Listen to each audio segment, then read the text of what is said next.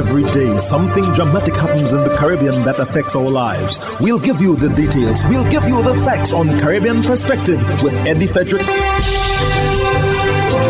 Here's Eddie Frederick. So glad you can join us. St. Vincent the Grenadines has its first imported case of Delta variant of the coronavirus. This story takes center stage in today's edition of Caribbean Perspective for Monday, 9th August 2021. Details when we return. Hubbard's big promotion is back. Live free for 1 year. Spend $50 or more in any Hubbard's department and receive a chance to win big prizes every month. Property or vehicle insurance for 1 year. Free internet, cable and data for 1 year. Free fuel for 1 year. Free cooking gas for 1 year. Free electricity for 1 year. Free drinks for 1 year. Extra cash account and the big free groceries for 1 year. Promotion runs from April 1st to September 30th, 2021. Live free for 1 year with Hubbard's in association with Solgas, Flow, Grenadian General Insurance, Carib Brewery, Coca-Cola, Grenada Bottling Company, Grenelec, Communal Cooperative Credit Union, Dutch Lady Milk, Promo, Danny and Supreme. Terms and conditions apply.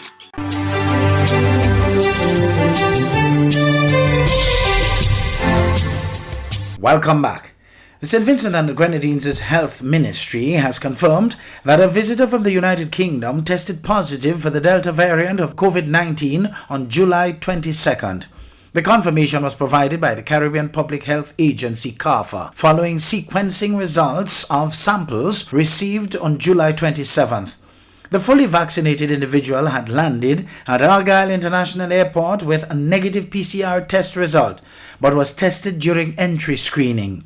The passenger was moved from 48-hour hotel quarantine to isolation following the positive result, but has since tested negative for COVID-19. Health officials said the individual remained asymptomatic during isolation and did not require admission for care. Meanwhile, contact tracing revealed 2 unvaccinated individuals associated with this individual have tested positive and have displayed COVID-19 symptoms. Meanwhile, the Health Ministry has again urged eligible members of the Vincentian public to get vaccinated against COVID-19. Still on St. Vincent and the Grenadines, that country's Prime Minister suffered a concussion when he was struck in the head by a projectile outside the Parliament on Thursday last. The incident occurred during protests against amendments to the Public Health Act. In a post to his Facebook page on Friday, Prime Minister Gonzalez said he's doing well and is on the mend. Details in the Barbados Today news story. He discharged me this morning and he has concluded from his examination, his assessments, inquiry, tests, that there are no neurological deficits. However, he said as a result of the concussion which I have suffered, I have to have monitored over the next 4 to 6 weeks my condition and to do in 4 to 6 weeks' time another series of tests and examination to see if any bleeding emerges in the brain as a result of the concussion. I will follow his advice to the letter. The Prime Minister, who is currently in Barbados for further medical treatment, thanked those who sent prayers and condemned the senseless violence that occurred. I want to thank the hundreds of people who have sent text messages to me and to Eloise expressing solidarity with me and condemning this senseless act of violence against me. Make no mistake about it.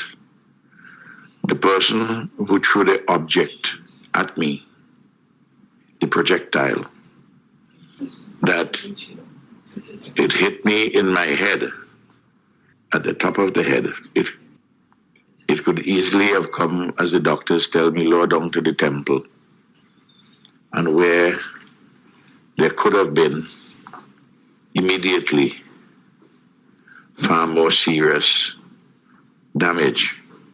The St. Vincent Parliament has since approved the amendments to the Public Health Act that allows for the vaccination of public sector employees considered to be frontline workers and removing the word voluntary from a section of the law that speaks to vaccination against an illness that has triggered the declaration of a public health emergency such as COVID-19.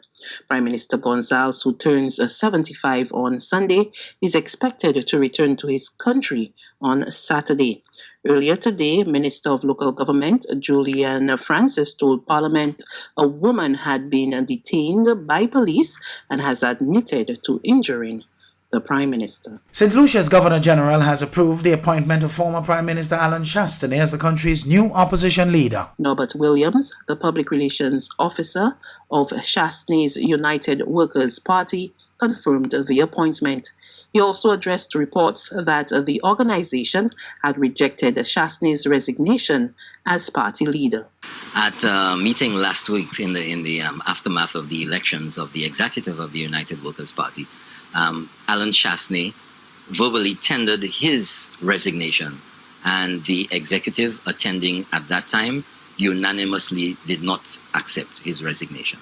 And as a result, he has continued as the leader of the party, and as such, he has the confidence of the executive of the United Workers' Party, and as such, the Governor General has appointed him as being the one who has the most favor, if you will, of the members opposite, and as such, we have that situation as it unfolds today. Member of Parliament for Castries North, Stephenson King, has questioned Alan Chastanet's claim to opposition leader.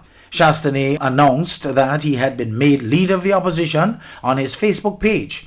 Don Nicholas of the DBS News World reports. He explained that elected members who are not part of the ruling party must determine who should assume the post.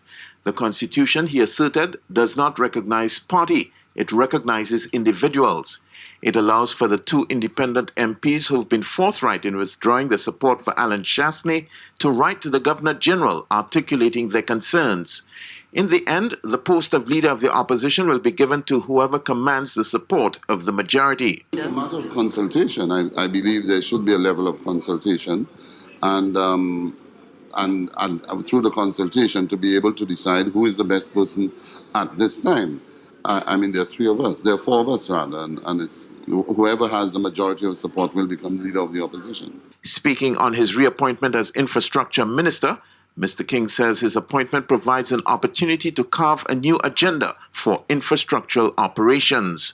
The intention is to foster equity in the distribution of infrastructural resources and avoid discrimination. And that we will ensure that infrastructure plays its part in overall national development, in commerce, in industry, and the economy itself. Infrastructure certainly is an important pillar in economic activity. This, according to Mr. King, is the reason Prime Minister Philip J. Pierre invested confidence in him to head the Ministry of Infrastructure. Both Minister King and Prime Minister Pierre made it clear on Thursday that Mr. King is not a member of the St. Lucia Labour Party, but that he is being accommodated as an independent parliamentarian to participate in the overall development of the country. For the DBS News World, I am Don Nicholas. Is now upon us, so we as Caribbean people need to remember to think safety and be prepared. Avoid venturing outside during a storm or hurricane, especially if there are strong winds. Rooftops and other debris are often blown about and can cause great damage.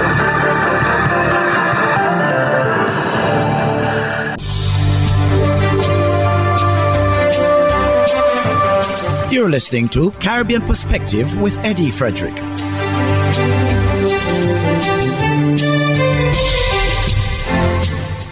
Picketing and protests seem to be the order of the day in the region regarding how government authorities are handling the likelihood of mandatory vaccinations.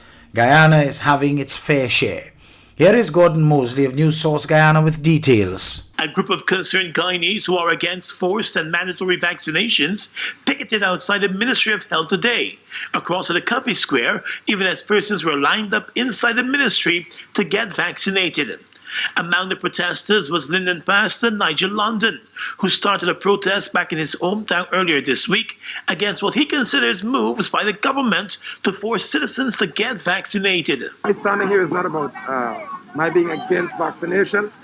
It's my being against persons being forced. In this case, it's now over. Persons are being openly forced. I showed up here today and I saw workers from the Ministry of Health being locked out of the gate and being told that they have to provide this test that the Minister of Health said costs $20,000 on average, or else they'll even be terminated from employment. So my standing here is about giving people the right to choose based on the World Health Organization's advice. While the government continues to proclaim that vaccination against COVID-19 is voluntary and not mandatory, some of the new measures that it is putting in place appear to be forcing persons to get vaccinated if they want to access government services. Pastor London said more energy needs to be on educating people about the vaccines rather than forcing them to accept them. That if you're going to mandate vaccination, then you must, more than anything else, push education, thereafter give assurance to the people that the vaccines are being issued to you mandatorily because there's a very high mortality rate, which is not the case with COVID-19. Additionally, they said that if there's any adverse reaction, the advised nations would mandate vaccination to assure the citizens that you will be compensated and you'll be completely catered to by the government to issue the vaccine to you. This is not happening in this case. I came all the way from Linden, hopefully to come closer to those in authority to speak to me to say that they give all assurance that my brothers in the police force, in the army, my sisters who are nurses and brothers who are doctors and everything else, that they have the right to be protected by those they serve throughout this pandemic without vaccines. While many of the protests against some of the government actions have taken place on social media, not many persons have joined the protests. London said it is clear that persons are afraid of being victimized by the government, even when they should be standing up for their rights. I am surprised and I'm concerned because I understand the underlying issue here. That Guyanese have been crippled for so many years, that some of them know that if they are seen here, for example, on your camera, that there's some agent somewhere that can affect the ability to live. I'm standing today to say that hopefully in the near future this will never happen again. Popular local actress and entertainer Odessa Primus was also at the protest, and she made known her clear opposition to persons being forced to take the vaccine. She said COVID-19 has already had a devastating impact on many persons and their livelihoods. I believe that especially as it relates to COVID, people have very many concerns. And rather than coming out and say that people are stupid or their notions are stupid or their religious beliefs are stupid, I think it is important for us to have an opportunity to engage these people and to see how best you can, educate them, inform them, and also be accepting of the fact that at the end of it all, it is a decision that they have to make. The difference is that you'd be making that decision from an informed position. So you have to know what is best for you. She said COVID-19 has already had a devastating impact on many persons and their livelihoods. And rather than putting systems in place to force persons to take the vaccine, the government should spend time answering questions about the vaccines and getting people to understand how they work. It is not about vaccination or non-vaccination. It is about the approach taken to ensure that people are vaccinated. What do you want to see them do essentially? What would I want to see them do essentially? How would you change the approach? First of all, just like you have these little hubs set up where people could go and get tested, you should have hubs set up where people could go and get information. And not all of us can read and comprehend. So you have to have a person there that people are able to speak with and able to get a better understanding. I've heard a young lady called me crying frantically because she is pregnant and she's afraid to take the vaccine and was told that if she doesn't take it, she cannot come back to work. That woman deserves an answer. She deserves to understand if she's pregnant, what happens. Don't tell me about some doctor on Channel 11. No. The entertainer said she's very concerned that government agencies and departments are now locking out the unvaccinated. She said that cannot be supported and should not be supported. Since the announcement of the updated COVID-19 guidelines, the government has come under criticism for some of the measures that appear to be attacking those who have chosen not to get vaccinated. The movement against forced vaccinations intends to continue the protest until the government changes its posture on the issue. Did you know that your friends and family can now shop at the Food Fair from anywhere in the world and you can receive here in Grenada? The Food Fair and GrenadaMarket.com now make it possible through secure online shopping and personalized customer service. Simply send your loved ones a list of your preferred items or let them fill an online basket and the items will be available for pickup or delivery. Visit GrenadaMarket.com or thefoodfair.gd today for more details. The new norm. Spread the news.